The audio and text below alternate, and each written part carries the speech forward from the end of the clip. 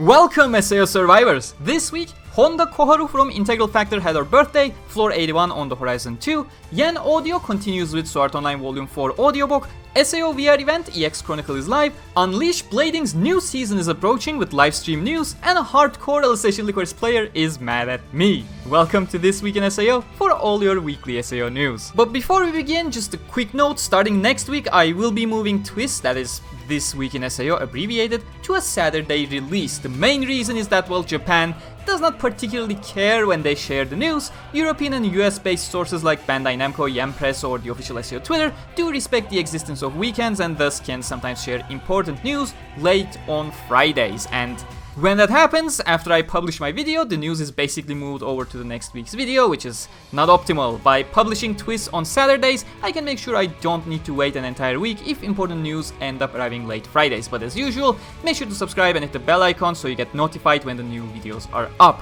Hopefully, at least, YouTube notifications still make no sense. I recommend joining my Discord server and taking up the SAO news role so you get pinged instantly for important news, or simply just follow me on Twitter at Gamerturk95 for the fastest news access. The biggest news this week is the release of Sword Art Online Volume 4 Fairy Dance Audiobook, once again voiced by Bryce Papenbrook, Kirito's English voice actor, as well as Cherami Lei, Asuna's English voice actor. As I extensively talked about in my V1 audiobook review, the performance of Bryce was miles beyond what he was allowed in the anime itself, so that is a big recommend from me. However, if you're not used to listening to books rather than reading them, you'll need a bit of a mental adjustment here. Sword Art Online Volume 4 audiobook is available on all the usual platforms, at least it will. It currently does not show up on some platforms, including Amazon's Audible, which I usually provide an affiliate link for as well, but due to some technical issues, it's not there yet, along with some other platforms. I did contact Yampress about it and they are currently working on getting things rolling properly again.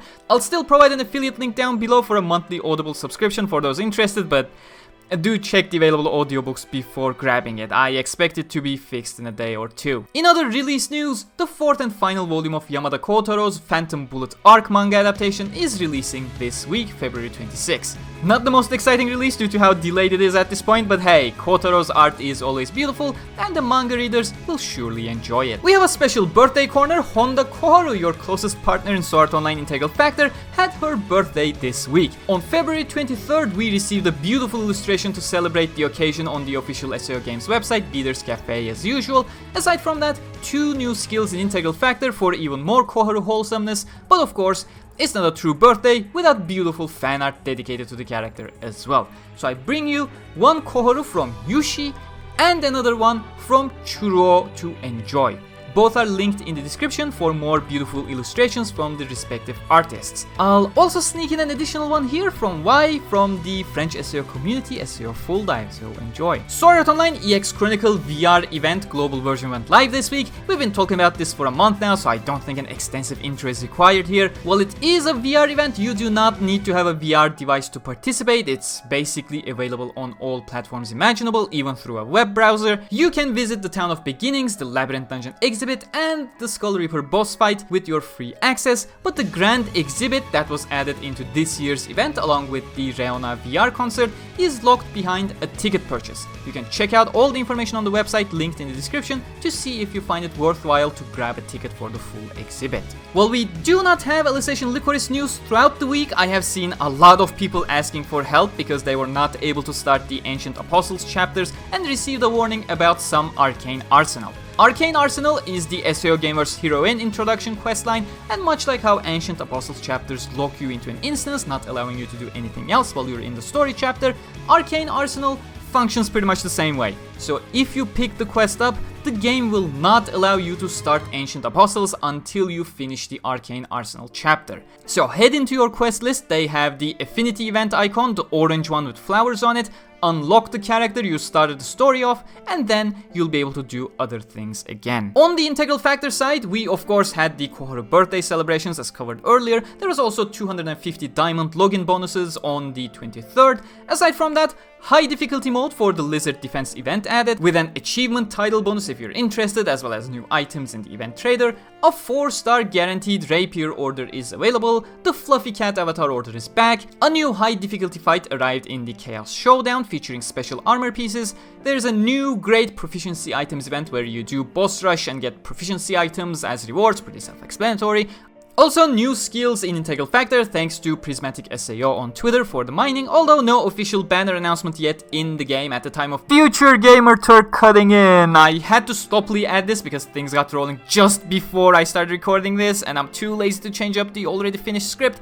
The order is called the Flower Order, very creative there, but the big news is that the Integral Factor stream has concluded. The gist of it is tons of rewards and freebies for the 4th global anniversary in the game, like all kinds of things from free pools to events to increased rewards, etc. But most importantly, Floor 81 of Aincrad is coming to Integral Factor very soon. Mark your calendars for March 9 for a new original Floor story. It seems like Integral Factor original characters are once again involved, so here's to hoping the awkward teases they have been getting for a couple dozen floors now will start paying off. For a full list of rewards coming in the 4th global anniversary, please check the Integral Factor Discord, who have covered the stream extensively.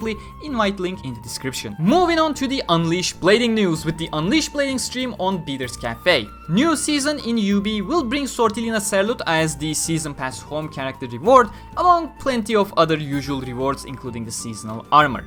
Wind Leafa and Light Sachi are the returning ticket characters earnable in the Season Pass, whereas the Season Pass exclusive character is the new idealistic swordsman Yui. We also had future unit teasers with the new Edith Synthesis 10 unit, and surprisingly, not because it's actually a surprise, it was hinted for a while, but mainly because it's a non-main as well as a male character, Düsselbert Synthesis 7 is getting a unit at last. Like, come on, people have been waiting for this since shortly after the release of the game.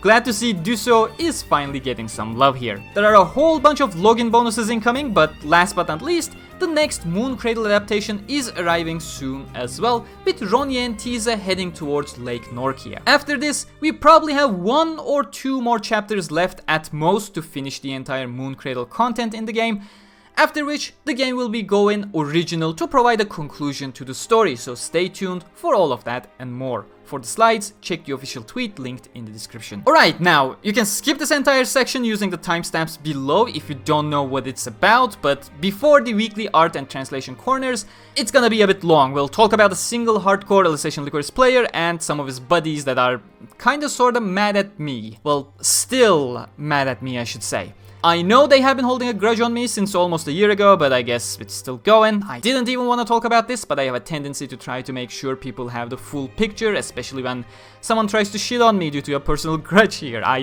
don't want to bully them, which is why I'll blur the guy's name out as well. Not that you don't know him anyways. I also don't want any of you in the comments just shitting on the guy. If you do, I will be removing such comments as usual. I don't think the guy is emotionally stable based on how his first instinct is always to try to discredit people and throw insults their way. And, you know, his core audience, like the 5-10 most active people, they're typically on the impressionable younger side of the spectrum based on their spelling and behavior. I'll also not share further opinions of the guy or address his video about me, since I didn't even watch it due to my prior experiences with him, yielding very little substance anyways. This person is someone who creates build videos on Alicization Lycoris. He was also posting all of these on the Lycoris subreddit, which I am a mod of along with Kenton. While we consider these videos low effort due to 95% of it being a playthrough through a dungeon and then 5% silently showing his own equipment and skills, we let them be on the sub for a long time due to Lycoris not having a lot of content to talk about. We were not even moderating the sub actively at the time and just responded to reports and complaints in general. However, it came to a breaking point when the users pointed out him and his friends posted a raid playthrough from 3 different perspectives with the same low effort format as if taking the piss, at which point we actively started enforcing our rules and making a post clarifying them in detail. The clarification came down to the fact that we always allowed guides that aim to teach people the game's intricacies in a qualitative way that will then allow that person to figure out how they want to approach problems based on the knowledge they earned, rather than someone posting a video basically telling, just copy what I do. These videos are so low effort that you can pretty much convey the same amount of information in 3 to 4 screenshots. That is also why you will find these kinds of information provided as a text post with screenshots on blogs or other subreddits with a lot of explanation regarding why certain things are valuable. Of course, those text guides are made by people who actually take pride in what they do and put effort into teaching people, rather than a single game-specific creator who basically aims to bind the audience to him with the just watch me and do what I do format. This is also why I give the example of Scare Spore on the good side of things. I even mentioned it back in my Returning Players Guide video. Scare went through the effort of making extensive guides for people aiming to do their first raid dungeons in Lycoris with extensive explanations, teaching them about the combat of the raids, mechanics, battle skills, equipment, etc. So people who watch this raid guide will actually have enough information and knowledge to tinker with their builds on their own when they move forward to even harder content. Scare Spore was actually informing and teaching people rather than telling them to watch and copy what I do. Either way, going back, upon the rule change, this Lycoris player went absolutely belligerent, insulting people left and right.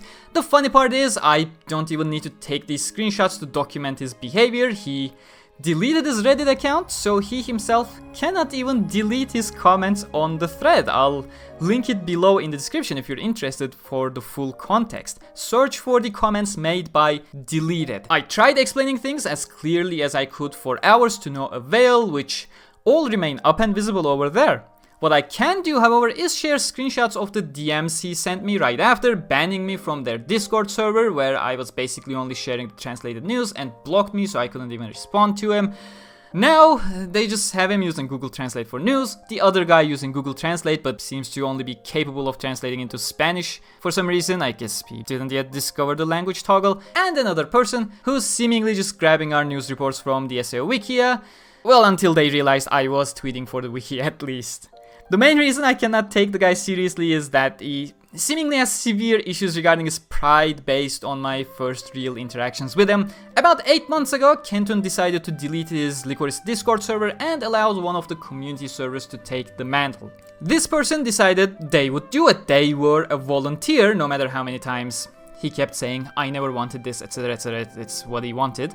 As a result, we went into the server to give it a check. Over the next 2-3 days, I had some recommendations on organizing the server better, creating pingable roles for different content rather than constantly using everyone pings, you know, basic Discord stuff. The funniest part is, he basically implemented all of my suggestions into his server right after banning me. Still there though, through other means of course. I knew I had to, the moment I realized the guy was so antagonistic towards me, to be able to defend myself with evidence if push comes to shove. Anyways, finally coming to the core point of the story. I was notified that he talked about me, quote unquote, making use of modded accounts. I don't know what he said exactly, so I probably am not addressing the points he made, if he made any at all in his video. But I guess he was completely out of the loop because his buddy who's in my server is simply not giving him the full context of what I did. I literally asked Shadow from my server to carry me through the Supreme Raids because Akuria added new boss models using the Ancient Apostle Skeleton Rigs, and my only goal was to simply record these new enemies' intro animations so that I could showcase them in my update review as a neat little thing praising the game. I personally don't care whether people use modded equipment or not, as the game does not have PvP that they can fuck up by using modded gear. As I always say, people are allowed to play a game however they want, as long as they're not interfering with the enjoyment of others. The sad thing is, people like this hardcore Lycoris player, let's say, they want you to use what they tell you to use, so you feel bound to their content with every single update. Those players, they can of course do that if they choose to, which ties back to what I said. Everyone's free to choose how they enjoy the game, as long as they don't interfere with the enjoyment of others. But the I'm not gonna teach you anything, just copy what I do aspect does not change the fact that what you do is low effort content. It's the difference between a Sherpa and a carry. Not that I think they'll ever understand what I'm referring to, because he really wants to capitalize on those views from people who don't know any better, because he himself guided them all in a direction where they are not learning but copying only. But yeah, that's about enough. Again, don't bully the guy if you know who he is, and I will personally clean the comments if anyone tries to. Know the backstory of an emotional rage breakdown and interpret on your own however you want. I would say please like, because they'll likely try to brigade this video, but that doesn't matter anymore since YouTube removed the dislike counter and their dislikes just count as positive engagement in YouTube's eyes anyway, so I guess that's gonna benefit the video either way. Sheesh, that was long, but the final stretch, Weekly Art Corner, with all links for artists in the description so you can go check out their work. Nawoid from SAO Wikia has colored this illustration from SAO V20 Moon Cradle Part 2 for an upcoming light novel review I'm preparing. Thanks a lot, Now. Kriga looks as clean as I expected. Cosplay is art, and Kibiru is absolutely beautiful in that progressive Asuna attire. Continuing with that progressive theme, Iroiro has a very cute Asuna illustration without the hood on, and last but not least, 2 Tora with a progressive Nyasuna. Please make sure to check out the artists' pages and support their work if you can. And of course, the weekly translation corner. At Dreadful Decoding, we present to you Chapter 3 of the Sword Online RE Aincrad manga adaptation that aims to have a little mishmash of the OG light novels, progressive light novels, and the movie portraying Kirito saving Asuna after being tipped off by the one and only Argo. We hope you enjoy the release. As always, the relevant links are in the description where available or needed, so if you have questions where a certain merch release, artist illustration, the previews and translations, book releases are from, just have a look at the list there. Don't be shy checking out channel merch as well for a variety of SAO related stuff, including the first day key visual poster. That's the end of this week in SAO. Don't forget to like if you enjoyed this week's episode and subscribe for more. I'll see you all next week on Saturday. Until then, stay cool.